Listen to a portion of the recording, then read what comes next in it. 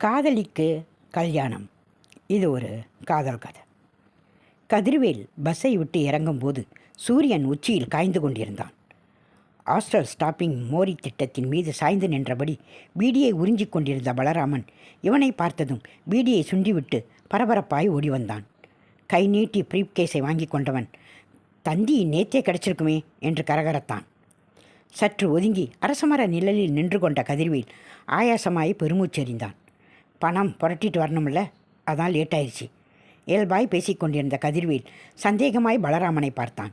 நெற்றி பரப்பில் கோடுகள் பிறக்க, சுகன்யா கிட்ட சொல்லிட்டல என்றான். பலராமன் பேசவில்லை. தலை தாழ்த்தி கொண்டான். இருள் அப்பிய முகத்தில் வெளிச்சப்பொட்டாய் கண்ணீர் எட்டி பார்த்தது. இவனிடம் எப்படி சொல்லப் போகிறோம் என்ற பயமும் நடுக்கமுமாய் பரவலாய் அப்பிக்கொள்ள, நடந்துக்கிட்டே பேசலாம் கதிரு என்று முணுமுணுத்தான். இருவரும் பங்களா கேட்டின் பக்கம் சமித்தபோது காலனிக்குள் இருந்து வேகமாய் வந்த டாக்ஸி ஒன்று வேகத்தடைக்காக சற்றே தயங்க உள்ளுக்குள் பாதுகாப்பாய் உட்கார்ந்திருந்த அவளை கதிர்வேல் பார்த்து விட்டான். சர்வ அலங்காரத்துடன் மின்னலாய் ஜொலித்து கொண்டிருந்த அவள் சற்றென்று முகம் கவிழ்த்து கொண்டாள். இருவர் கண்களும் சந்தித்து கொண்ட அந்த கன நேரத்தில் அவனிடம் தென்பட்ட பதட்டத்தை படித்துவிட்ட கதிர்வேல் கோபமாய் பலராமன் பக்கம் திரும்பினான். ஜிவ்வென்று அடிவயிற்றில் பயம் சிதற கண்ணீரோடு நிமிர்ந்த பலராமன், கதிரு வந்து என்ற வார்த்தை பிளற தடுமாறினான். ஆதரவாய் பலராமனின் கையை பற்றி கொண்ட கதிர்வேல் உச்சிப்பிள்ளையார் கோயிலை ஏறிட்டான். மௌனமாய் ஆரம்ப படிகளில் ஏறி பாதியில் பரவியிருந்த மர நிழலில் உட்கார்ந்தான். எதிரே நின்றிருந்த பலராமனை தீர்க்கமாய் பார்த்தான். பலராமா, என்னடா நடந்தது? தண்ணீருக்குள் அமுக்கப்பட்டவன் போல சிறிது நேரம் திணறிய பலராமன், சுகன்யா முடியாதுன்னு சொல்லிட்டா கதிரு. அவள் உன்னை ஏமாத்திட்டா என்று பல்லை கடித்து கொண்டு இறைந்தான். சற்றென்று சமண நிலைக்கு வந்து, நாளைக்கு அவளுக்கு கல்யாணம் சேலத்தில், அதான் காரில் போகிறான் என்று எங்கோ பார்த்தபடி முணுமுணுத்தான். கவன்கள் தாக்கிய காக்கை போல் கதிர்வேல் தோய்ந்து போனான். முகம் இரத்தம் இழந்து தொங்கிப் போனது. ஆழமான வலி ஆவேசமாய் இதயத்தை பிசைய அதிர்ச்சியின் தாக்கத்தில் அசையா சிலையாகி போனான். உப்பிய கன்னங்களில் கரகரவென்று கண்ணீர் இறங்கி முறுக்கிய மீசை நுனிப்பட்டு தடம் மாறி போனது. நிஜமாவே இனி நீ எனக்கு இல்லையா சுகன்யா? தென்றலாய் என்னை திசை மாற்றிவிட்டு யாரையோ தேடி போயிட்டியா? கதிர்வேல் 2 மாதங்களுக்கு முன்பு கடைசியாக அவள் எழுதியிருந்த கடிதத்தை ஞாபகப்படுத்தி கொண்டான். வழக்கம்போல் புலம்பியிருந்தாள். அவள் பெற்றோரை சந்தித்து திருமணம் பேசச் சொல்லி வற்புறுத்தியிருந்தாள்.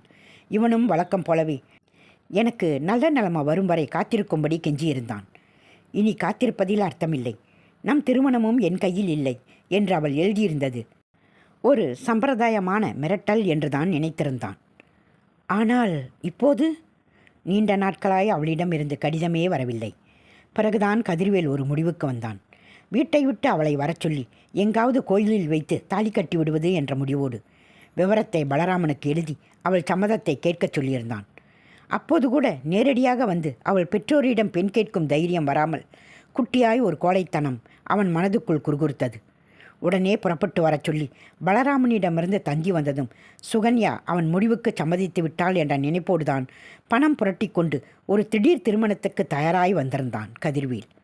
ஆனால் சுகன்யாவின் அன்பும் காதலும் இவனுக்கு எப்படி கிடைத்தது என்பது சாதாரண விஷயம்.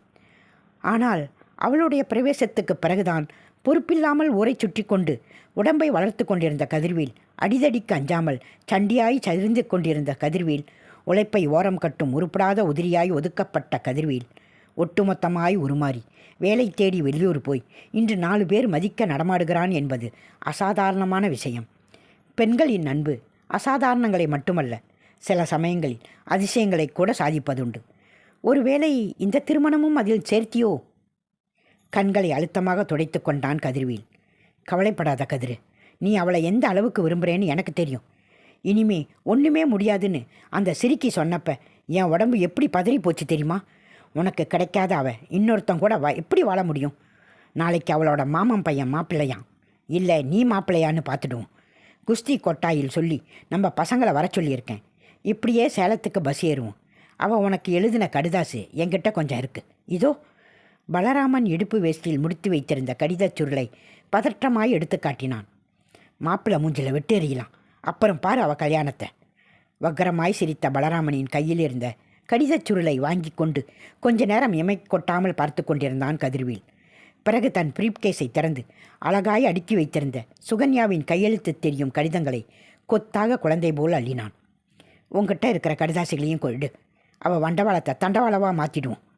கதிர்வேல் பதில் பேசவில்லை. மௌனமாய் எல்லா கடிதங்களையும் மடக்கி நீட்டி பலராமன் சட்டை பேக்கெட்டில் துருத்தி கொண்டிருந்த தீப்பெட்டியை எடுத்து குச்சி உரசி முனையில் பற்ற வைத்தான். பலராமன் வார்த்தை வராமல் பதற தீ ஆவேசமாய் கடிதங்களை கடித்து சுவைத்து கரியாக்கி துப்பியது. எல்லாம் சாம்பலாகும் வரை மௌனத்தில் சயனித்திருந்த கதிர்வேல் பலராமனின் தோளில் தட்டினான். பலராமா, சுகன்யா மேலே எந்த தப்புமே இல்லை. வசதி வரட்டும்னு சாக்கு சொல்லி ஒரு பெண்ணோட வாழ்க்கையை பிரச்சனையை சுலபமாக எடுத்துக்கிட்ட நான் தான் முட்டாள். வாழ்க்கையோட போராட பயந்து தயங்கி நின்ன என்ன தள்ளி வச்சிட்டேன். அவள் பேரில் தப்பே இல்லை. என் பலவீனத்தை ஒத்துக்காமல் அவள் எழுதின லெட்டரை காட்டி அவள் என் மேலே வச்சுருந்த அன்பை கொச்சப்படுத்தி பழி வாங்கிறது கேவலமான சின்னத்தனம். அதை நான் நிச்சயம் செய்ய மாட்டேன். அந்த நினப்பு கூட என் நெஞ்சில் வரக்கூடாதுங்கிறதுனால தான் லெட்டரை எல்லாம் எரித்தேன். ஏன்னா நான் இன்னமும் அவளை நேசிக்கிறேன். நான் நேசித்த உயிர் என்றைக்கும் நல்லா இருக்கணும், சந்தோஷமாக இருக்கணும். அப்படி நினைக்கிறது தான் நடக்கிறதும் தான் உண்மையான நேசம். அதுதான் உண்மையான காதலும் கூட. கதிர்வேல் கலங்கிய கண்களுடன் பேக்கெட்டில் இருந்த தாலி கோத்த தங்கச் செயின் ஒன்றை எடுத்து கொஞ்ச நேரம் அதையே உற்று பார்த்தான். தாலியை மட்டும் கழட்டி எடுத்துக்கொண்டு செயினை பலராமனிடம் நீட்டினான். நீயும் நம்ம பசங்களும் அவள் கல்யாணத்துக்கு போகணும். போய் சந்தோஷமாக கலந்துக்கிட்டு ஒத்தாசையாக இருந்து கல்யாணத்தை நல்லபடியாக நடத்தி கொடுங்க. எல்லா வேலையும் இழுத்து போட்டு செய்யுங்க.